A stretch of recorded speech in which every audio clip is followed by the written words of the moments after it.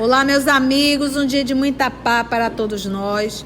Hoje, exatamente 2 de maio de 2022, estamos nós reunidos para estudarmos a obra Os Mensageiros. E hoje nós iremos iniciar um novo capítulo, capítulo 13, intitulado Ponderações de Vicente. Eu vou solicitar para a nossa irmã Sigrid vir fazer a nossa prece de gratidão. Logo depois, a nossa irmã Aramita irá fazer a recapitulação do nosso último estudo.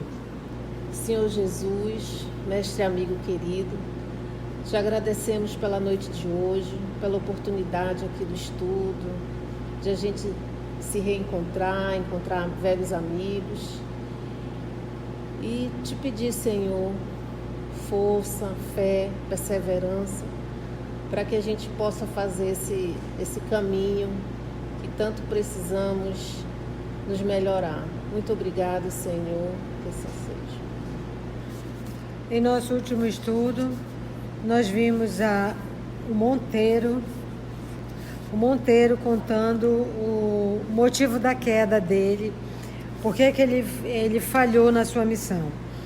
Ele conta que ele veio para ser doutrinador, mas ele doutrinava os outros. Era para ele doutrinar pelo exemplo, mas ele só doutrinava pelas palavras. Ele pregava a humildade, ralhava com os espíritos obsessores, mandava todo mundo melhorar de vida, mas ele não melhorava, ficou só na aparência.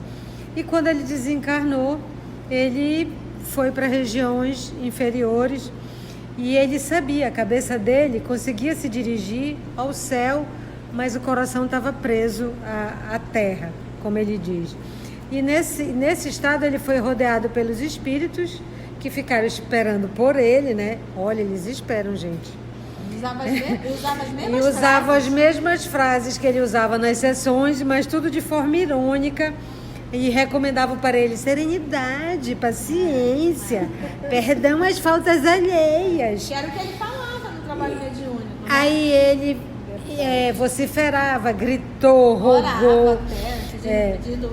E aí ele foi recolhido, foi para o nosso lar. E mesmo assim, ele no nosso lar sendo atendido, ele ainda estava chateadinho, porque ele atendeu os espíritos. E a gente vai saber que quem se empenhou por ele foi quem? Nada mais, nada menos que Veneranda. A mulher que tem 1 milhão de Buenos Horas, né? A única em nosso lar. E aí ele foi pedir para falar com ela. Só que ela não tinha nenhuma hora vaga, a Veneranda trabalha. E aí, mas ela pegou no dia de folga dela, no domingo, foi visitar o Monteiro. E o Monteiro passou 2 horas reclamando com a Veneranda que isso não se faz, que a vida não era assim. Tudo bem que ele não era perfeito, mas mesmo assim ele doutrinou e Depois de 2 horas, a Veneranda disse para ele calmamente que realmente ele fez muita coisa, mas ele não fez nada com Jesus. Ele falou da doutrina espírita, ele fez espiritismo, mas ele não teve prática de espiritismo com Jesus. Aí ele se calou e está lá, nas lições, querendo melhorar. A frase dela, né, Aramita?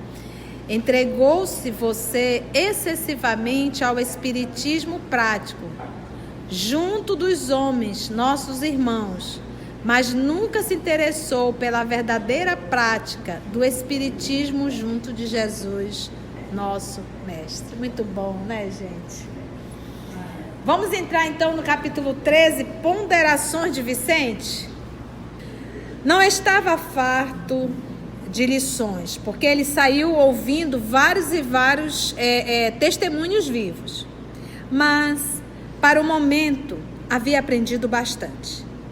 Impressionado com o que me fora dado observar, não insisti com o Vicente para prolongar nossa demora no centro de mensageiros. Então, a gente já percebeu que o centro de mensageiro era a reunião de espíritos desencarnados que tinham sido preparados e programados para reencarnar e trabalhar na mediunidade.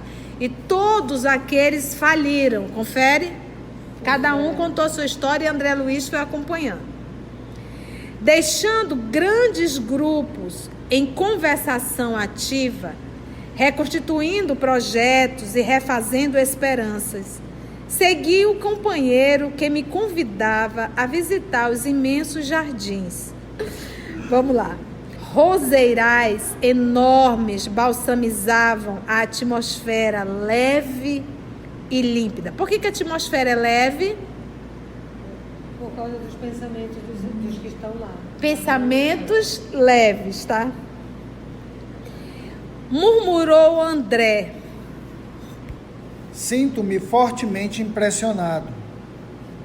Quem diria pudessem caber tantas responsabilidades a essas criaturas? Não conheci pessoalmente nenhum médium ou doutrinador do espiritismo, justificando agora minha surpresa. Vicente sorriu e ponderou. Você, meu caro, procede das câmaras de retificação, onde os trabalhos são muito reservados e circunscritos. Talvez sua impressão provenha dessa circunstância. Verá, porém, com o tempo, que existem aqui locais de conversações dessa natureza, referentes a todas as oportunidades perdidas. Já visitou alguma dependência do Ministério do Esclarecimento? Não. Localizam-se ali os enormes pavilhões das escolas maternais. São milhares de irmãs que comentam por lá as desventuras da maternidade fracassada, buscando reconstituir energias e caminhos. Ainda ali, temos os centros de preparação à paternidade. Grandes massas de irmãos examinam o quadro de tarefas perdidas e recordam, com lágrimas, o passado de indiferença ao dever. Nesse mesmo ministério, temos a especialização médica. Nobres profissionais da medicina que perderam santas oportunidades de elevação. Lá, discutem seus problemas. Então, a gente precisa aqui nos reportarmos ao nosso lar, Ministério do Esclarecimento. A Aramita vai ler aqui pra gente. O Ministério do Esclarecimento, ele é o último ministério que se aproxima da esfera terrestre, porque os outros são regeneração, que era onde o André Luiz trabalhava, do auxílio, da comunicação, do esclarecimento e da elevação e da união divina, já são com os planos superiores. Uhum. Então aí está vinculado bem terra a terra, não é isso? Terra a terra ainda. Então olha só o que ele diz. Você, meu caro André, procede das câmaras de retificação, onde os trabalhos são muito reservados e circunscritos. Porque lembra, as pessoas ali estavam todas o quê? Dementadas. E são os Confere? serviços mais grosseiros. Serviços mais grosseiros. Lembra do vômito, aquela situação muito difícil? Talvez sua impressão provenha dessa circunstância. Verá, porém, com o tempo, que existem aqui locais de conversações dessa natureza, referentes a todas as oportunidades perdidas. Então, aqui ele conheceu um grupo que conversavam e cada um contando a sua experiência aonde perdeu. Ele disse, André, porque tu ficou limitado só ali nas câmaras de retificação, mas existem vários lugares aqui dessa natureza, falando de si, não é falando da vida alheia, é falando de si, falando da sua experiência e dos seus erros. Por quê? Porque isso, o André não aprendeu ouvindo? André não aprendeu? Então, a gente aprende ouvindo o erro alheio. É um processo de educação. Na retificação estava todo mundo... Pois é, ele aprendeu a ficar calado e ajudar, nada de ficar perguntando. Nada de ficar perguntando. Não tinha condições. Já visitou alguma dependência do Ministério do Esclarecimento, que foi o que a nossa querida amiga Aramita leu, do livro Nosso Lar, que se mostra o quê? É ainda um ministério vinculado muito à terra. A esfera terrestre. Ele disse não. Aí ele vem contar o que tem dentro desse ministério do esclarecimento. localizam-se ali os enormes pavilhões das escolas maternais. Pavilhões enormes de escolas maternais. Escola, ensinar a ser mãe. Agora escuta. São milhares de irmãs que comentam por lá as desventuras da maternidade fracassada. Milhões. Esse livro aqui é 1940. Então ele está falando de uma maternidade... 1940, período de 40, a Arami está dizendo 44, tia, 1944. Aquele período a mulher se dedicava praticamente 100% aos filhos. Ela ficava dentro de casa, as mulheres não tinham hábito ainda de trabalhar fora. E já tinham milhares, hoje tem milhões. Porque a mulher hoje, me perdoem, mas hoje a mulher peca muito quando se fala de maternidade. Mas muito, não é pouco não. Porque a mulher hoje abandonou o lar para concorrer com os homens. Grande parte. Ou então uma preocupação, o marido vai para um lado, a mulher vai para o outro, quer ter muito dinheiro para dar coisas e não se dá. Há mulheres que se sentem menor em estar fazendo os serviços domésticos. Mal sabe ela que aquele que quer ser o maior deve ser o servo de todos. São milhares de irmãs que comentam, porque a gente não ouviu aqui irmãos que foram preparados no mundo espiritual para reencarnar no trabalho da mediunidade. Nós temos também um trabalho para preparar as mulheres para a maternidade, e aí cada uma está contando aonde fracassou. E às vezes o fracasso é nos excessos, carinho demais, proteção demais, super proteção, fazer tudo, permissividade, porque bonzinho não é sinal de bondade, bonzinho é sinal de permissividade. Como diz, eu não tenho que ser coleguinha da minha filha, do meu filho, eu tenho que ser mãe, eu tenho que ser pai, senhor, senhora. Em casa tem negócio de oi tia não, oi tia, não sou sua parceira, senhora. Cadê a benção? Pode ficar bravo, mas é assim que a titia faz. Eu aprendi assim, não me fez mal. Como diz manhinha, não sou sua parceira. Né? Manhinha da gente não dizer assim? São milhares de irmãs que comentam por lá as desventuras da maternidade fracassada. Tem mais, não tem só isso não. Buscando reconstituir energias e caminhos. Vai ter que voltar aí. Música do Ivan Lins. Começar de novo. Só que cada vez vem o quê? Pior. Ainda ali, continua Vicente, temos os centros de preparação à paternidade. Aí o pai acha que sobrou? Não, tá dentro também, meninas. Agora, se ele chamou mulheres, ele disse assim, ó, são milhares. Aí nos homens ele vem assim, ó, grandes massas de irmãos examinam um quadro de tarefas perdidas e recordam com lágrimas o passado de indiferença ao dever. Porque no processo de evolução, cada um de nós temos trabalho a realizar. O trabalho maternal é o sentimento, é o coração, é o aconchego. A mulher deve ser o coração do lar.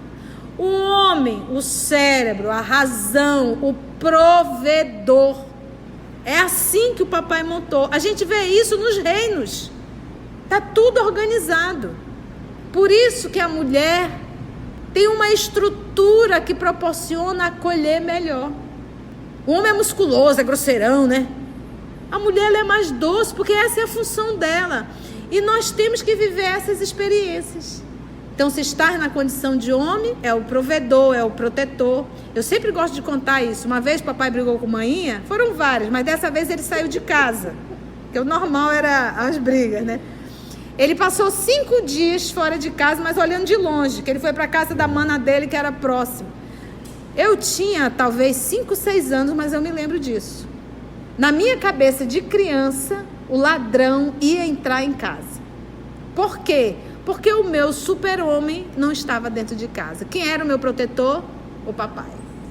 Então a gente observa que isso, de forma psicológica, influencia a figura paterna, a figura materna. Cada um exercendo a sua função.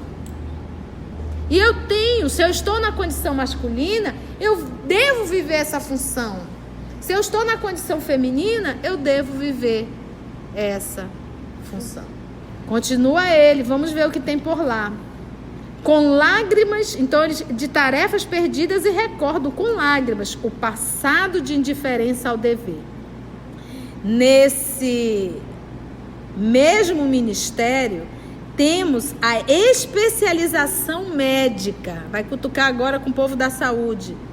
Nobres profissionais da medicina que perderam santas oportunidades de elevação. Gente, santas oportunidades de elevação.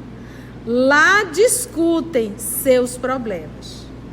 Porque você imagina o que é você ter uma profissão de cuidar do lado, um dos lados mais frágeis de um ser humano.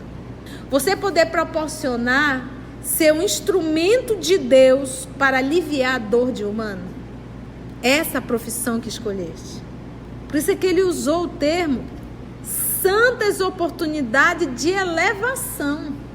Porque as mães não foram preparadas antes de reencarnar, os pais não foram preparados antes de reencarnar. Você acha que o médico não?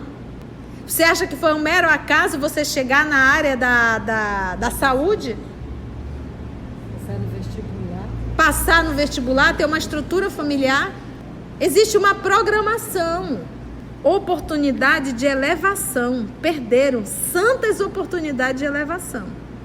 Porque da mesma forma que a faculdade mediúnica é um recurso a mais para eu evoluir, a vida profissional também.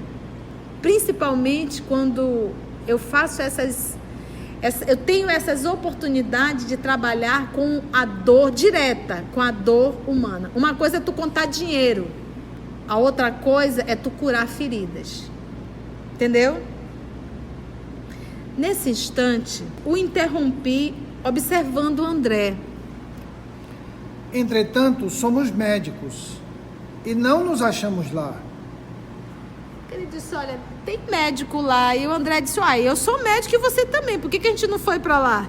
Para o Ministério do Esclarecimento, né? Aí, quem pergunta... Quer resposta. E quem cutuca... Ele cutucou e a resposta não vai ser boa, não. E eu fiquei aqui a refletir. Porque a mãe faliu da maternidade. O pai faliu na paternidade. O médico faliu, o médico ou qualquer ser humano na área da saúde faliu dentro da saúde. Aí o André diz, mas eu também sou da área, por que eu não estou lá? E você, Vicente? Por que a gente não está lá? Explicou Vicente bondoso. Sim, infelizmente para nós ambos, caímos em toda a linha. Não só na qualidade de médicos, mas muito mais como homens. Pois que, se disse a você o que sofri, ainda não contei o que fiz. Eu achando que o Vicente era bom. Porque eu já ia dizer, na história dele... Foi a esposa, vítima, né? Foi vítima. Não existe vítima. Não. Ele disse, eu contei o que eu passei, mas ainda não te contei o que eu fiz. Agora, gente, olha só. Ele disse, eles caíram, e a gente estava aqui, né? Eles caíram só na hora da saúde. Só na área da maternidade, da paternidade. Mas nós caímos em tudo, como pai. Como médico. Como filho, como médicos, como ser humano, como um ser social. Ai, que vergonha uma hora dessa, hein? É verdade. Concordei desapontado, recordando minha condição de suicida inconsciente. Prosseguiu o companheiro. Ainda no esclarecimento, temos o Instituto de Administradores, onde os espíritos cultos procuram restaurar as forças próprias e corrigir os erros cometidos na mordomia terrestre. Nos campos de trabalho do Ministério da Regeneração, existem milhares de trabalhadores que se renovam para a recapitulação das grandes tarefas da obediência. Somos numerosos os falidos nas missões terrestres, e note-se que todos os que hajam chegado às zonas como o nosso lar devem ser levados à conta dos extremamente felizes. Temos aqui 2 ministérios celestiais, como o da elevação e o da união divina, cuja influenciação santificante eleva o padrão de nossos pensamentos, sem o que o percebamos de maneira direta. O estágio aqui, André, representa uma bênção do Senhor, e por muito que trabalhássemos, nunca retribuiríamos a esta colônia na medida de nosso débito para com ela. Nossa situação é a de abrigados em verdadeiro paraíso, pelo ensejo de serviço edificante que se nos oferece. Quanto a outros companheiros nossos... Vamos lá, vamos aprender aqui um pouquinho. Ele vai nos explicar sobre o esclarecimento. Ele diz que temos um instituto de administradores, onde o quê? Onde os espíritos cultos procuram restaurar as forças próprias e corrigir os erros cometidos na mordomia terrestre. Essa mordomia aí não é de ficar sem fazer nada, não. Isso aí é de mordomo. Por que o mordomo? O mordomo, ele é um administrador, mas não é o proprietário. O dia que nós entendermos que todos nós somos administradores e não proprietários, tudo nosso somos administradores. Se de repente a Aramita chegar comigo, o Álamo, e de repente ela sente uma vontade enorme de dar alguma coisa, sei lá, alguma coisa com o Álamo, se eu quero fazer isso, vou te dar isso, e chega lá, Álamo, olha, eu quero lhe dar isso aqui. Não é a Mita que está dando. Deus utilizou a Mita para atender uma necessidade do Álamo. Porque ela não é proprietária, ela é o quê? Mordomo. Ela é o administrador. E a gratidão que a Álamo deve ter, primeiro, é a Deus. Segundo, a Aramita. Porque ela é uma administradora. Porque nós não somos proprietários de nada. Nós somos administradores. O que nós temos que aprender é sermos dóceis nas mãos de Deus. Porque Ele solicita, vá lá, faça isso. E aí você, como tem seu livre-arbítrio, você pode dizer, não faço. Então você está na condição de médico, vamos supor. A sua consulta é R$700. E de repente chega uma situação difícil. Deus está contando contigo naquela hora, porque tu também é um mordomo. E Ele diz assim, atenda. Não cobre. E aí vem agora a tua escolha, teu livre-arbítrio. Tu pode ser rebelde e dizer, não vou. Tá em débito com quem? Primeiro, com Deus. Na hora que Ele quiser, Ele te tira. Acabou. Mordomo infiel. Tu estava me desobedecendo. Eu te queria como instrumento do bem.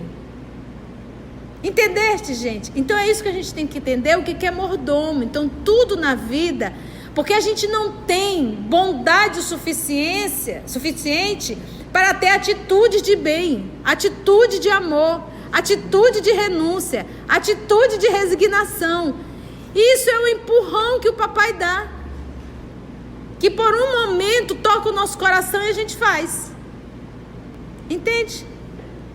É isso. Por isso somos o quê? Mordomos. Temos o Instituto de Administradores, onde os espíritos cultos, inteligentes, mas moralmente, procuram restaurar as forças próprias. Restaurar é o quê? Apodreceu, estragou, envelheceu, corroeu. Mas tem que restaurar, reconstruir.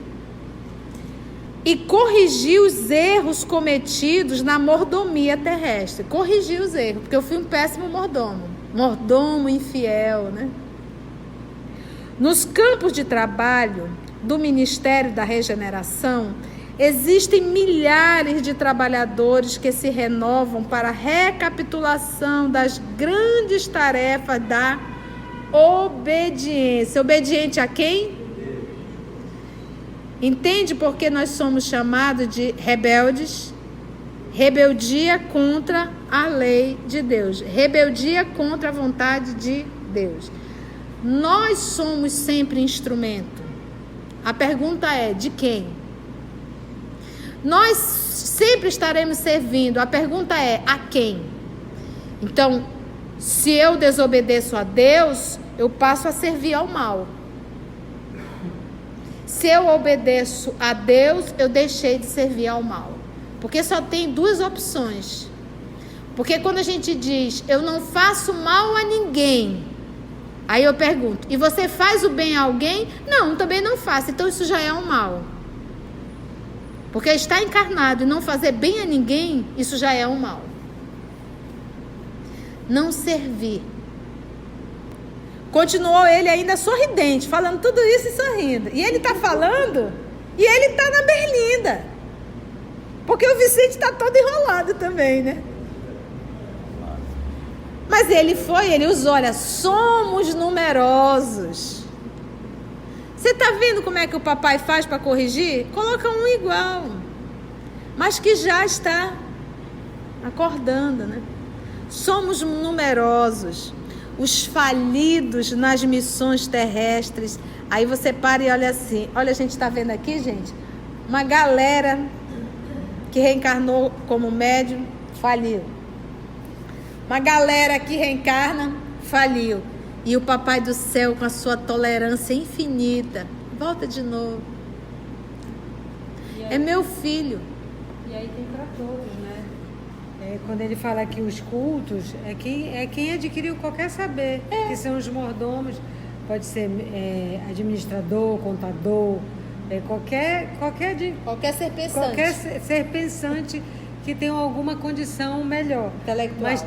Mas se tu também vieste para ser operário, que é o da obediência, tu também está enrolado, porque isso também é tarefa. É tarefa, claro que é. Todo mundo... Tem campo para todo mundo. Todo campo para todo mundo. Porque aquilo, cada um de nós somos matriculados na matéria que precisamos aprender. Muito bem, Aramita. Então ele diz assim, somos numerosos os falidos nas missões terrestres, e note-se que todos os que hajam chegado a zonas como nosso lar devem ser levados à conta dos extremamente felizes. Eu digo, valha-me Deus, imagina o que não tem para baixo, né? Temos aqui 2 ministérios celestiais. Aí volta lá no livro Nosso Lar, que ele vai explicando os ministérios.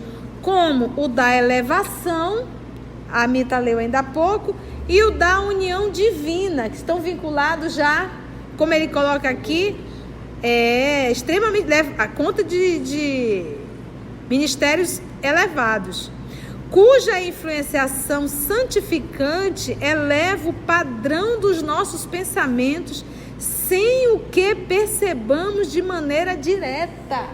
Sem que o percebamos de maneira direta. Então, a função aí do ministério elevação e o celeste, olha só, da união divina, manter a vibração, estimulando ali o pensamento nobre. Não vai longe não. Aliás, vai, há 2000 anos atrás. Todas as pessoas que se aproximavam do Cristo, todas, eram convidadas a um novo padrão mental. Eu só me lembro do livro Há 2000 anos, quando Jesus estava ali pregando no lago do Tiberíades, passa um funcionário de Pilatos, lembra? O soldado Tarquínio, obrigada. Sulpício Tarquínio. E quando ele passou, ele só passou e viu aquela multidão, e quando viu aquele homem falar, ele disse que uma força o fez sentar. Era como se ele tivesse hipnotizado. Uma força o obrigou a pensar melhor. O estágio aqui, André, representa uma bênção do Senhor. E por muito que trabalhássemos, nunca retribuiríamos a esta colônia na medida de nosso débito para com ela. Nossa situação é de abrigados em verdadeiro paraíso. Lembra, nós aqui vivemos a experiência dos nossos irmãos que vieram da Venezuela. E ali eles foram abrigados aqui no nosso estado. É como se ele dissesse: nós nem somos daqui, mas fomos acolhidos por esse amor, por essa bondade. Como se dissesse: nós nem merecemos estar no nosso lar. Verdadeiro paraíso, pelo ensejo, pela oportunidade de serviço edificante que se nos oferece. Quanto a outros companheiros nossos, aí... Então é como se ele dissesse: André, a gente está bem. Tem muitos amigos nossos, irmãos nossos, em situação muito pior. E a gente sabe disso. Aqui na obra, Nosso Lar, os Mensageiros, ainda está bem leve. Mas no missionário a coisa já começa a pegar fogo. Libertação queima de verde, diz a Carla. E a gente aprendeu, foi aqui nos Mensageiros, que no centro da terra... Foi no Mensageiro ou foi no Nosso Lar? Foi no Nosso Lar, né? No Nosso Lar. Que no centro da terra, aqui no centro da terra, é zona de trevas. Aí eu só me lembro da infância. Cuidado, tu vai lá para baixo, hein? Lembra essa história do inferno, é lá embaixo? Aí a gente chega no Espiritismo e a gente entende isso melhor. Foi bom? Muitas lições? Antes de orarmos em agradecimento, vamos ouvir algumas considerações da tia que destacamos neste estudo para a reflexão dos ensinamentos. Vamos aos destaques da tia? Ele disse: André, porque tu ficou limitado só ali nas câmaras de retificação, mas existem vários lugares aqui dessa natureza, falando de si, não é falando da vida alheia, é falando de si, falando da sua experiência e dos seus erros. Por quê? Porque isso, o André não aprendeu ouvindo? André não aprendeu? Então, a gente aprende ouvindo o erro alheio. É um processo de educação. Na retificação estava todo mundo... Pois é, ele aprendeu a ficar calado e ajudar, nada de ficar perguntando. Nada de ficar perguntando. Não tinha condições. Porque no processo de evolução, cada um de nós temos trabalho a realizar. O trabalho maternal é o sentimento, é o coração, é o aconchego. A mulher deve ser o coração do lar. O homem, o cérebro, a razão, o provedor. É assim que o papai montou. A gente vê isso nos reinos. Está tudo organizado. Porque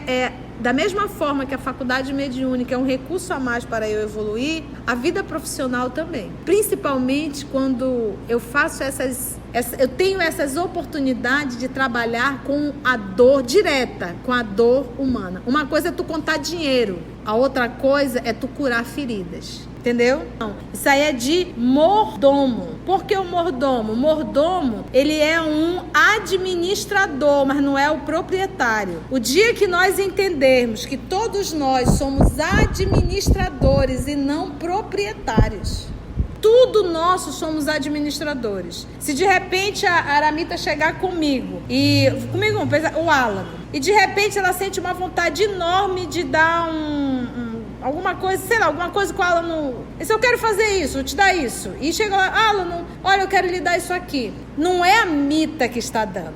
Deus utilizou a Mita para atender uma necessidade do Alan. Porque ela não é proprietária, ela é o quê? mordomo, ela é o administrador. E a gratidão que a Alan deve ter, primeiro, é a Deus. Segundo, a Aramita, porque ela é uma administradora. Porque nós não somos proprietários de nada. Nós somos administradores. O que nós temos que aprender é sermos dóceis nas mãos de Deus. Porque Ele solicita. Entende por que nós somos chamados de rebeldes? Rebeldia contra a lei de Deus. Rebeldia contra a vontade de Deus. Nós somos sempre instrumento. A pergunta é, de quem? Nós sempre estaremos servindo. A pergunta é, a quem? Se eu obedeço a Deus, eu deixei de servir ao mal. Porque só tem duas opções. Porque quando a gente diz, eu não faço mal a ninguém, aí eu pergunto, e você faz o bem a alguém? Não, também não faço. Então isso já é um mal. Porque estar encarnado e não fazer bem a ninguém, isso já é um mal. Assim, concluindo o nosso estudo de hoje e agradecendo o nosso Mestre Jesus por mais este momento de aprendizado, vamos orar? Então agradecemos a Deus, nosso Pai, e a espiritualidade amiga. Até o nosso próximo encontro, se Deus assim nos permitir.